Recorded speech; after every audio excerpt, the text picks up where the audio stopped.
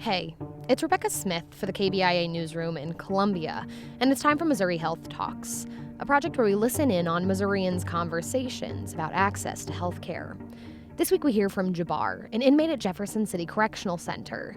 He's been in prison for 25 years, after being sentenced to death row at 17, making him one of the youngest Missourians to ever be put on death row, and then to life without parole after a retrial at 19. He spoke about how being in prison from such a young age has changed him and about what keeps him going. As a note, Jabbar is his nickname, as well as his literary pseudonym under which he has written numerous books. Here's Jabbar. You may start the conversation now.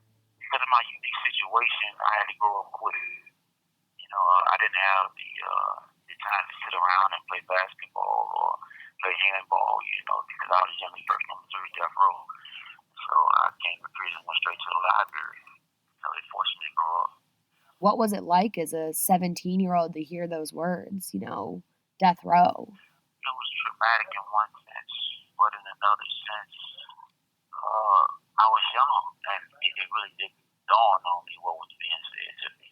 I really didn't realize the severity of it until I got to death row.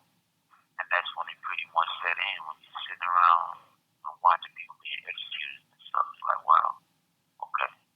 Yeah. And it makes you come to terms with life and death, something most people don't like to deal with. You're like, okay, this might happen, but I'm going to fight. But to be honest with you, and people probably will not understand this, but it's easier being on death row than it is having life without parole, especially something you can do.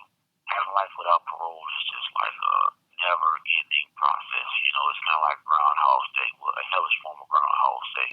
And when you realize that your situation is not going to change, regardless if you are innocent or guilty, unless, there's divine intervention, Because the reality is, when you sentence life without parole, you have a death sentence. You're not going to leave prison alive.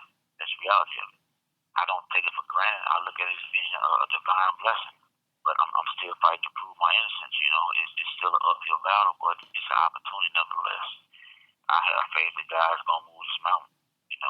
I just do. I have faith in what has kept me strong, and I think a lot of people don't realize this is forgiveness. I believe that it's very important to forgive. Forgive yourself if you've done something wrong, or forgive someone who has wronged you. Because if you don't forgive, unforgiveness burns your soul like ether. It results in you gradually just dying inside. So I just choose to forgive and have hope and just walk in faith that it's going to happen. Well, Jabbar, is there anything else you want to add today? I just want people to understand that everybody in prison are not monsters. They're not guilty, and some people are worthy of taking a chance on. And you can learn a lot from people in prison.